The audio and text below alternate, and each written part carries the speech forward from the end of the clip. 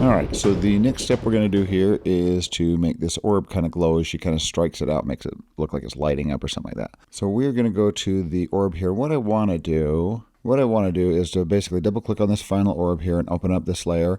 And we got the effects that if you went and looked at the other tutorial, you'll see how this was done here, how this was created. But I'm going to grab, for a reference, I'm going to grab my green screen here. I'm going to copy and we're going to paste that. So Command C or Control C on a PC, go to the final orb and Command V or Control V and paste it. And we're going to put her down below here. So all we're going to do, and this is the only this is the orb that I did, which was about 30 seconds, and we really only need about 8 seconds for this shot here. So that's the 8-second shot right there. So what we're going to do is move through this and find where she, and right now it's not following her because this is just like it's the original composition. We're going to change the original composition of the orb to do glows at the right time. So where she does the first strike, right there, when she lifts up, we're going to have it go bright as she's starting to lift up here. So I'm going to take these two layers here. I'm actually going to combine those and put them into one because we're going to apply an effect layer to all this combined. It's kind of already done that in the effects test comp there, but I'm going to do it in here just for the timing of the flashes. And we're going to go Command or Control Return if you're on a PC or Mac, and I'm going to type in glow. And we're going to grab this, and I'm going to hit return on the glow and add it to that pre-comp right there. And now we're going to mess with this a little bit to see what we get with glow. We've got a couple controls here. We have a glow threshold where this thing will, if I turn this down, will kind of bloom everything out, and then kind of a little spray light like that. I'm going to use that effect right there. And then you got the glow radius. You can make it kind of go a little bit more toward the center here. Just some things you can, and find what look you like. And that's kind of the look I like right there. But I'm going to undo that. I'm going to remember about 16% and 286. On these two parameters up here. Let's try glow intensity as well. We can make that bloom a little bit more. Oh, I actually like that.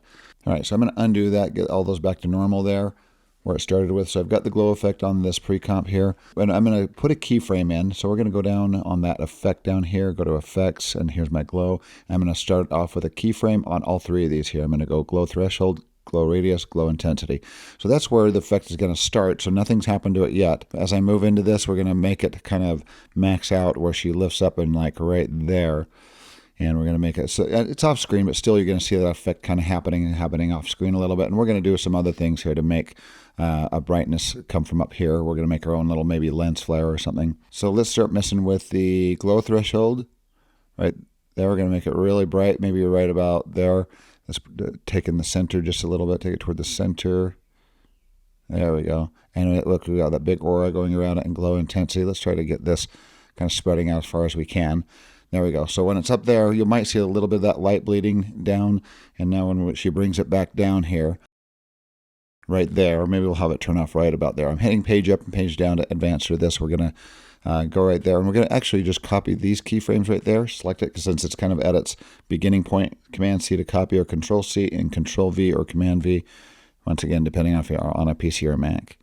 So now as she lifts it up, it does that glow, she brings it back down, and we're going to do it again here.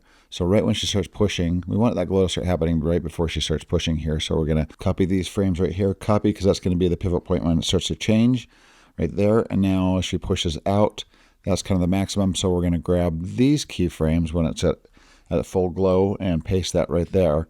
And grab the original keyframes, copy that. And when it comes back, it turns off right about maybe there. So Control V. So this is kind of what happens here as we play through it. It'll go boom, boom, and then maybe do that again. And we could actually just copy. And we got one more where she lifts it up. So we're going to get it started while she's down here maybe.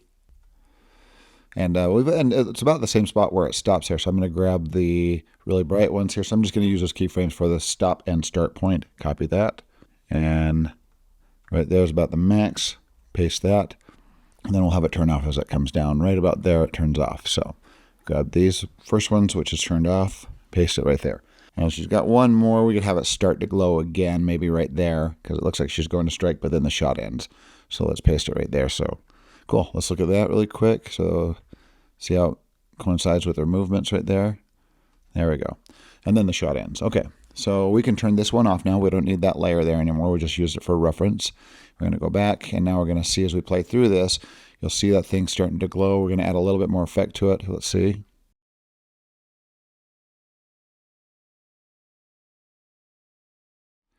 There we go. Cool. It's just kind of subtle, just kind of like boom, you're seeing it start to glow as it's going off. You see it kind of changing, like something's happening, like she's blocking something or fighting, and it's like kind of changing colors as she's doing that. Okay, so the next part here is we're going to make a lens flare on this just to kind of totally sell it, which will look pretty cool. We've got the bright, starting to bright as it goes, glow and go brighter as she's like striking with it. So let's go up to, we're going to add a lens flare. And the way you need to do that is you need a layer to attach it to. We're going to do a new solid and make it all black because we want to do a screen overlay, which gets rid of all the black. It's just something for the lens of flare to attach to. So we're going to hit OK. That's added right there. We're going to hit Command Return or Control Enter on a PC and type in lens flare and apply that to the black layer there. Immediately we can go down here under our blend modes and tell it to do a screen overlay, which gets rid of all the dark levels, absolute black levels, and keys out and leaves the bright levels here. So now this is the center of the lens flare here, where the flare is coming from. We can change this to 50 to 300 millimeter zoom, a 35 millimeter prime. Let's see what that looks like as we move it around. Let's see what the 105 millimeter prime does. Oh, I like that one. That one we're going to use. We're going to use 105 millimeter prime. And we're going to grab the center of the flare where it's originating from and put it right on the orb.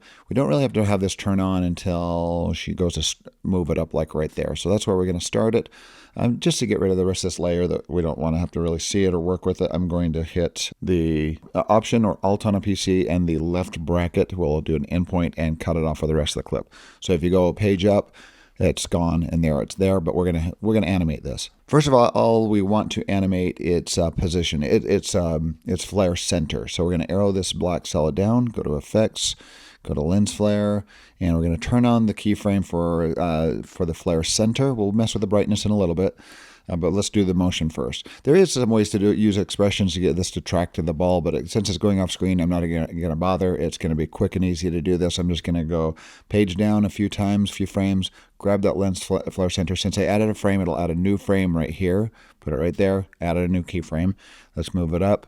And I'm going to hold down my middle click on my mouse and grab this and drag it down. We're going to grab this and drag it up to about where we think the light is. And we're going to go in between these frames and try to get make sure it touches it the whole time. So right here, it's probably right about there. Not as important since it's off screen, but just get kind of the relative location right there. And right here. And I'm going to keep doing this till I get to the end. I'm just going to go like 1, 2, 3, 4. And go and grab this, maybe like 4 frames at a time. 1, 2, 3, 4. Actually, if it comes to a part where it's switching directions, you want to stop and put a keyframe right there, and then move it off. Otherwise, it'll do this little curve like that instead of following the orb coming down here and following it.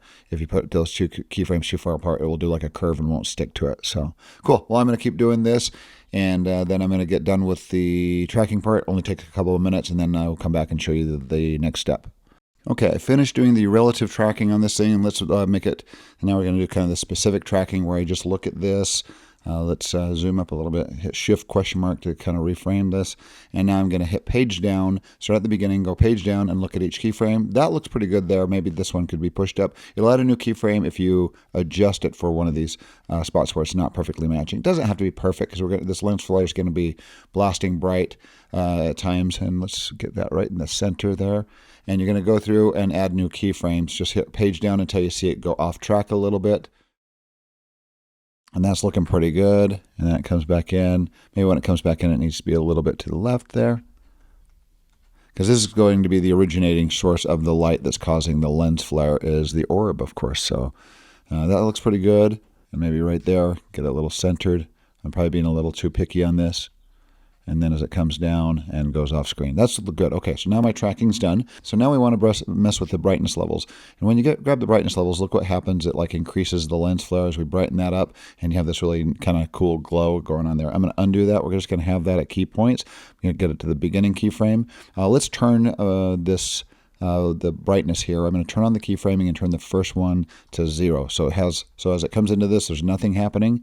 But then as it moves up right there, I'm going to make a new keyframe. That's going to be at its brightest point. So we're going to make this brighter till we see it kind of coming on the screen. And now look at this cool effect that we got as she pushes it up like that. And we got the lens flare looking really nice. And then as she brings it back down, I'll have it gradually turn off right before she pushes forward. So let's add a new keyframe there. And we're going to turn that to 0. I didn't actually need to add a new keyframe. If I just turn that down to 0, it would have added the keyframe for me. So let me show you what I'm talking about. We move over. Right there, we want to be at the brightest again. So we're going to get as bright as we like it. Maybe right about there. Maybe each time it gets a little brighter. As she's fighting, it's like getting more and more intense. And we'll turn it off right there. Maybe not all the way because it still has some momentum. Maybe right about there. And then as she's pushing it up, once again, we want this to be pretty bright now. It's like getting super bright because it's building energy. I don't know what's going on, but I like that. See, and I'm going to turn it down here, maybe so there's still a little bit of lens flare. Now it's like in full fight mode or whatever. So let's go to the end here. That's my last frame, and we'll brighten it up really bright here. Blast there. Maybe that's overkill, but let's take a look, see what that looks like. Maybe a little overkill, but I like that. So, okay, and I fine-tuned it a little bit and got it where I liked it. Just messed with the brightness levels for a few minutes and got it where I like it. And I like that a lot more there. That looks cool there. Nice. So we're pretty close to done here. Once you're done, of course, there's always color grading to be done. And if you want to do color grading if you were exporting this out to an editor or a colorist, you could export this out and send it to them, put it back into the timeline where the edit was happening with the full clip by going to composition and add to render queue. If you're going to render this out, I went over this a little bit earlier, but if you're going to render this out, you want to, since this is 10-bit color, you'll want to export it out as a ProRes file. So I'm going to go to best settings here. So this is going to be, I'm going to show you the color grade part. Let's show you how to quickly do the export if you're sending this back to the edit. We're going to click on the little blue name there, H.264, and we're going to go up and change this to QuickTime for the format. And then under format options, we're going to go ProRes 422 HQ. That will mean, actually 422 will keep, if it's like just kind of regular 10-bit color, that is 10-bit and it'll match it right there. Then the file won't be too big. If you're using raw footage, you likely need to do, if you're doing 16-bit footage, I'd say use HQ, that's 16-bit, and if you're using raw footage, use ProRes 4444. That is not raw, but it's pretty darn close. So this is the one that you'd want to use if you're doing raw footage, if you're doing something that shoots 16-bit footage. Most cameras, pro cameras that are kind of starter cameras, I know something like the Sony FX3 is shooting in 10-bit color. ProRes 422 would be just fine. So I'm going to do that, hit OK. And also, let's turn off the audio. We don't want extra audio information on here because there's no audio on this. Turn audio off, hit OK. And now we're going to change the location, and you're going to name the clip whatever you want to. Fight clip 1, I don't know, whatever you want to call it to keep track of it. And then you save, and then you will hit render, and it will export that clip out. And then you'll send that back to the editing software, replace it with the original shot that was in your edit, and then it can be sent off to color. So I'm going to stop that for now. And but let's do a color grade. Let's say we're going to do the color grading inside of After Effects. What you'd have to do is grab everything that's in your composition, right-click and do pre-compose. And we're going to move all the attributes to one new composition like that. And now we can go to our Lumetri. Here, let's do Command, Return, type in Lumetri, and add a Lumetri color to it. And now we can go under our basic correction. Let's go under our curves here. We got to add a contrast curve, make a little heavier contrast. We're going to cool this off, make it look like it's kind of the shade in the woods or something like that, but a little bit more contrast to it. Get the level of contrast that you want in the image, and let's cool this off a little bit. I'm not going to get into like secondary color grading right now. I'm just going to kind of give it a cool wash. It's going to change the skin tone and everything, which is fine. If you're in the shade, the skin tone would be changed color a little bit. Let's cool this off just a little bit, and let's make this a little darker, maybe in the highlights. Bring that down, make it look like it's almost like a shaded, maybe, or I don't know, early evening or something. Do some little bit of close to day for night or something like that, but. I don't know. Anyway, but let's see what that. I want a little bit more contrast. I've already got a little contrast curve. Let's just spread that out a little bit here and find the level that we like. And cool. Let's see how that looks there. I'm going to let that render. Cool. And there's my render. Play through it.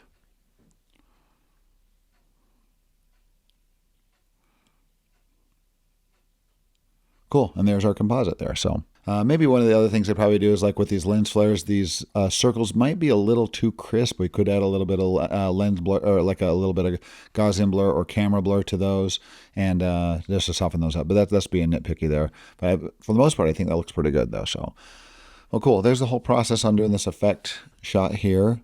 So if you have any questions, let me know about it. So.